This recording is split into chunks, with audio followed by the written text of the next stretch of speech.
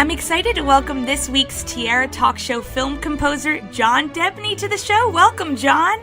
Thank you, Tammy. It's great to be with you guys today. I'm very excited, and you've been composing many various credits for Disney over the years. I thought I'd list a few for our listeners to take a listen. We have Hocus Pocus, The Emperor's New Groove, Princess Diaries 1 and 2, The Pacifier, Chicken Little, Hannah Montana, Old Dogs, Iron Man 2, so many, and I love them all. So let's first talk about one of your first film compositions for the Walt Disney Company, which was the cult classic Hocus Pocus starring Bette Midler. So the film has such a huge fan base, especially in October, and the official Disney fan club, D23, had a special Q&A with the cast and creative forces behind the film last year, and I thought that was so amazing. I was so bummed I couldn't make it, but I really wanted to know, what did you think about the event? What was it like? The event was fantastic. We, very rarely do you get to go to an event like that, a screening of a film that you've done years before, and I couldn't honestly believe what an amazing reaction that the film got. They had so many people that wanted to see the film that they had to add another screening. So there were 2 screenings, and the theater was packed. And 20 years ago, it seemed like yesterday. Literally, the jokes seemed funny, and everybody knows the film, and yet it was as though many people were seeing it for the first time. So it was just a joy, and it kind of told me a lot. It told me that kind of film, really should have a sequel. And so I'm hoping one day that Disney will do a sequel. It sounded like they officially announced a sequel. They did. The producer, David Kirshner, mentioned that, but it's always sort of a work in progress. Many times, getting a green light at a major studio can take a while. It can take a few years even. So David had mentioned that there was one in the works, and we were all very, very joyful and excited, and so I'm hoping that it will happen. Fans were really hoping that Disney might make the movie into a Broadway show. And on the note of a Broadway show, there has been talk over the years about that, and I, for one, have been really pushing for it. And, just recently, there has been, I think people are starting to listen. Disney is becoming aware, if they're not already aware, that this film has become really a cult classic, and, now you've got a second generation, as it were, of people that are enjoying this film over and over. So I think that Disney now has come to the realization that it might not be a bad idea to conceive of this as a Broadway show. I think, personally, it could be a great Broadway show. It could be, what's better than witches on a Halloween night, I just think it could be a great show. There is the possibility. Bette Midler, she says she loves the movie and that it's one of her favorites. This is just the greatest opportunity to do it, and I hope they do it, and I'll be cast as an extra, hopefully. I'd love to be in the background. I'm hopeful too. I think that the more the fans, all your listeners, and everybody that loves the movie, writes to Disney or lets Disney know that they love the movie and they'd love to see a sequel, and then maybe love to see a Broadway show. I think it could happen. Now, what are the steps you take to gain inspiration and begin writing a film score? Well, for me, they're all different. Every film I work on, it has its own sort of things that you have to think about. What are the characters like? Is there a love story? Is it a scary movie? Is it a funny movie? And then I invariably usually start with trying to find the thematic thread to it. I'll try to start with themes. I'll work at the piano or work at my synthesizer and just work on themes sort of to death till really I feel I've got something or a number of things that I'm ready to play for the director. And that's how it usually starts for me. It starts with the theme, and then once I get the director to like a theme or two, then you can really start, then it's all about the work. It's all about writing a certain amount of music a day and just trying to stay on schedule, and then at the end, trying to get the film score done, because it's quite you can imagine, it's quite an arduous task. writing all this music for these films, sometimes under very tough deadlines. So it's always different, but it always starts for me with a theme. And The Princess Diaries is one of my top 10 favorite Disney film medleys, and I think that has a beautiful theme to its score. And it's just a magical score. It sounds so regal, pure, and elegant. There's several pop songs that are featured in the soundtrack, which I love hearing them as well. You know, What Makes You Different from the Backstreet Boys. Yep. It's great. Yep. So I was wondering, as a composer, do you decide which song is used for which specific scene in this film? Most of the time, the composers that are doing the underscore, which is what I do, we sometimes have a little bit of a say in what songs are used where, but most of the time, honestly, those kinds of decisions are made by the director, and if there's a music supervisor or a music department, they will usually kind of, look at the latest and greatest acts and what's appropriate for the film, and usually the songs are chosen before I get on board, or they're at the tail end of just choosing and clearing the songs. So in the case of Diaries, you had a wonderful music supervisor by the name of Dawn Soler, who works at Disney now, and she is a terrific music supervisor, and she picked all those songs and, played all the different choices for the director, Gary Marshall, and then he ultimately made the pick of what songs went in. Obviously, Anne Hathaway has gone on and now is a huge, huge star, and was really a new. I think Princess Diaries 1 was her debut, if I'm not mistaken. But she's such a big star now. Maybe there has been some talk about what would her role be in a third one, and maybe they'd be the next generation, as it were, which I think would be terrific. I hope they make another one, because I think it would be they're such feel-good movies, and I think we need more of those right now. So I hope they'll do a third one. Working with Gary Marshall is always a joy for me, and I've been privileged to work on, I think, 5 films with him, and those are certainly rank way up there, those 2 films. And I recently just found out that you composed the beautiful score to Disneyland Paris's Phantom Manor, which is a reincarnation of the Haunted Mansion, but has a different story plot with a lonesome bride who wanders the halls of this mansion.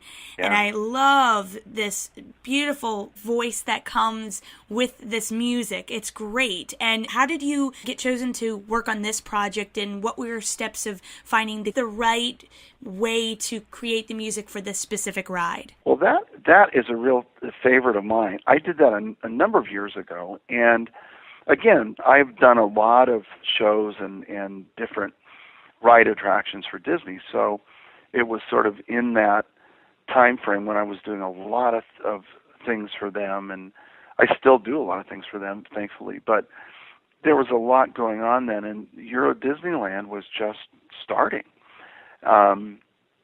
And I had done a lot of Disneyland music for the new Fantasyland, etc. I did Splash Mountain, by the way, and love that too. Oh, thanks. It was a lot of fun. So I've had a lot of experience sort of taking classic Disney songs and scores and sort of reimagining them a little bit, and that's what Phantom Manor really needed to be. It needed to have its own sort of signature thematic feeling, and it needed a very gothic sound. So to differentiate it really from Haunted Mansion here at Disneyland, so they really wanted it to be, darker, bigger, grander, a little much more serious, I guess you'd say. And so that's sort of what we did. I took some of the very memorable and very beloved themes from Haunted Mansion and just sort of, recompose them or change them or rearrange them in different ways. And then the idea there was, I don't even think it was my great idea. I think it was somebody at Disney thought, well, it might be wonderful to have the voice of the bride, sort of to have that voice linger through the music, and so that's how that came about. And it was really really a labor of love. It was a lot of fun, and I did it so long ago now. I think it was maybe upwards of 20 years ago I did that. I'm still jealous because I've not gotten to see it in person, but I love listening to the soundtrack, so I need to get myself to Paris right away and just check out the ride. I think it's probably the darkest version of the Haunted Mansion out there, and I think it's very strange, and I love its connection. It has a connection to Thunder Mountain Railroad too, which I think is perfect. It kind of wraps it around. So, strangely, I haven't even been there myself. You do we need so to go many together. Things. Yeah, we'll meet you there for sure. That sounds great. And one of my favorite projects you have worked on is The Emperor's New Groove. So diehard Disney fans will know that the original premise of this film was to be a different take on the Prince and Pauper story called Kingdom of the Sun, with musical numbers by singing artist Sting. And after many production and story changes, the film was finally released to theaters as the hilariously funny Emperor's New Groove. I love it. And I just wanted to know, when did you become involved with the project? And did you also work alongside Sting to create the opening musical number? That is one of my favorites, too, I got to say, Tammy. That was really a fun one to do. I came onto that one also very late. I was not originally slated to do that film, but what happened was another very good composer named Mark Shaman was doing that. But when that whole film changed concept and story, actually, I think the whole creative team left, and they brought in other directors, much to my delight, because they brought in the wonderful Mark Dindal, and he is such a fun guy, and he brought his sense of humor to that film. And I think, honestly, that's one of the smarter and funnier of the more recent crop of Disney animated films. I mean, it certainly isn't, maybe not as beloved as some of them, but I think it's so funny and smart. And I came onto it very late in the game. I think, again, Mark Shaman was going to write the score, and then the whole creative focus changed on the film, and then I was brought in and really needed to do a whole new take on this film. And really what that ended up being was sort of a kind of silly take on the whole story, so that the animation kind of music to some very gothic, funny music, just a sort of a potpourri of style. I didn't work on that first song. That was done before I came on, and it's a great sequence. I think Sting wrote a number of great songs for that. That particular piece, Run Llama Run, was really fun to do. It was inspired, of course, by, a Benny Goodman record from the 40s, and I had the musicians actually, say words. They chant "Run Llama Run" during that one, as you know. And it was a lot of fun. It was a lot of fun. I can only imagine the fun you're going to have with this upcoming Disney project that has really just been announced. It's going to be The Jungle Book, a live-action version of the story. And I just wanted to know if you can tell us anything of whether or not you've started the project or have seen new things. This is sort of the theme that we're going for this project. Again, one of the honors of my life to be working on something as I feel as iconic as this film. And I can't tell you too much, but there will be brand new themes, but there'll also be some very, I think the fans will like some very nice little inside musical references. Of the ones that of the songs and the themes that we know and love from the first film.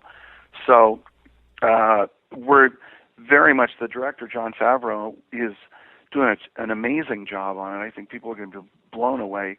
And what's so great about Jon for this film is that Jon loves that first film, and he wants to pay a bit of an homage to it, but he also wants to do something very fresh and, very updated. And so I think that, the diehard fans of the first one are going to just love this, because it's going to be a little old and a little new, and it's just going to be an amazing looking and sounding film. I can guarantee you.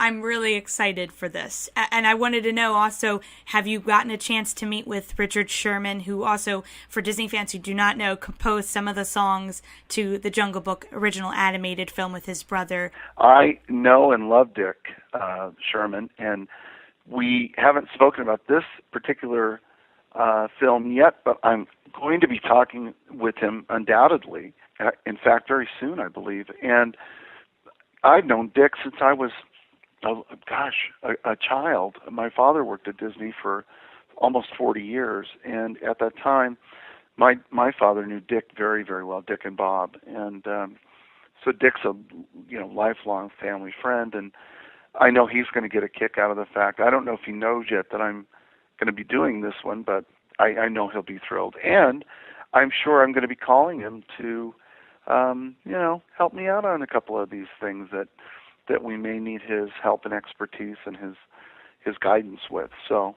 for sure, I'm going to talk to him soon. If you're lucky enough to get Bill Murray to sing, I am just going to be blown away. I hope maybe that happens. I'm not going to ask you to confirm or deny, but no, I really can't talk about it. But wouldn't that be great? Wouldn't that be great if that happens? We'll cross our fingers, and I hope maybe when the film is starting to promote itself, maybe we can have you on the show again and talk more in depth about the process, because it must be so exciting and to work on another Disney film. It's been how many years since the last one that you've worked on? That's a good question. It's been a few years, but I'm not sure why. Things, you go off and I'm lucky enough to work for a lot of different people, and there are always interesting opportunities that come up. But yeah, I think it's Old Dogs. I'm looking on my Old computer. Dogs. Yeah, that's 2009. Wow, that's a long time.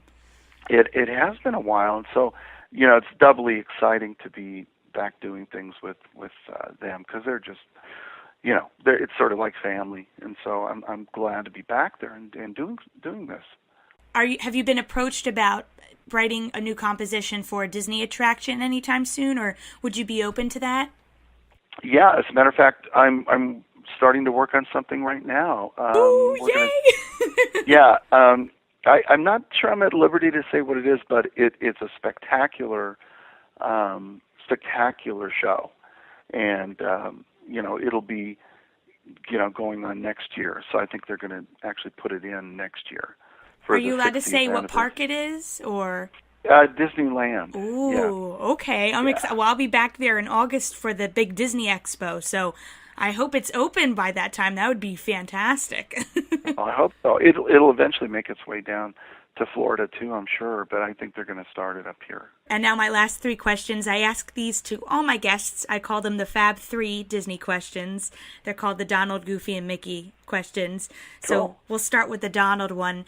As a child, what Disney film would you always like to watch over and over again? Believe it or not, this may surprise you.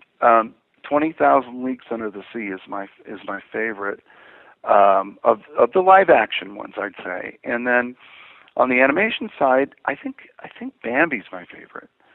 Nobody's mentioned 20,000 Leagues Under the Sea. I love that. That's great. Well, it's a great movie. Why? Because I'm a big science fiction fan, and I even as a kid, I used to there's something very interesting to me about Jules Verne and just those stories, and so that one really stuck out as a really cool one when I was a kid. When I even think my dad must have brought that home, that film, because we would have movie nights, and the employees of Disney were able to bring home films periodically, and that was the one that he brought home, and I would seemingly always ask him to bring that one home at some point, because I just loved it. And now our goofy question, what Disney character do you think would be your best friend if you met them in person?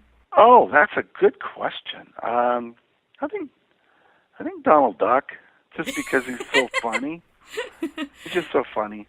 Always losing his temper. Yeah. And, but he's so sweet. He really is sweet. He means well. He means well. I don't know why I always gravitated towards him. I don't know, maybe there was somebody in my family that was sort of like him. There's something about him that was always appealing. So he would be probably the character I'd want to hang out with.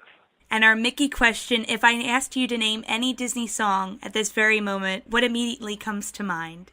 Oh, When You Wish Upon a Star. No question. When You Wish Upon a Star is, in my humble opinion, it would be that, or it might be, you know what, I'll give you one other one. It would be a Dick Sherman, the Sherman Brothers song from Mary Poppins. It would probably be Feed the Birds. I love great melodies, and certainly those two could arguably be two of the, you could pick any of the 10 songs in Mary Poppins that are all incredible. But I think those two, for whatever reason, those two sort of resonate with me. There's a beauty, and there's sort of a little bit of a sadness to them that I really, really quite like. When You Wish Upon a Star is just so lovely and so perfect. Well, I have to thank you so much, Jon, for coming on the show and giving us some of your time to talk about your amazing compositions. And I'm so excited for this new Disney attraction that you're working on, for some music for that, and also the Jungle Book. This is going to be so exciting. I'll be first in line to see Jungle Book, hopefully. Oh, great. And also, hopefully, first in line for the attraction in Disneyland. That would be very exciting. Fantastic. And listeners, you can always check out Jon's website and see his other compositions that he's done for various other films. So if you want to check out his website, listeners, I have the link down in the description below. And do you also have a Facebook page? I do. Just my name on Facebook, John Debney on Facebook, and you can find me there. And we have little updates and things that I think you guys might enjoy looking at. Thank you very much, and really great talking to you guys.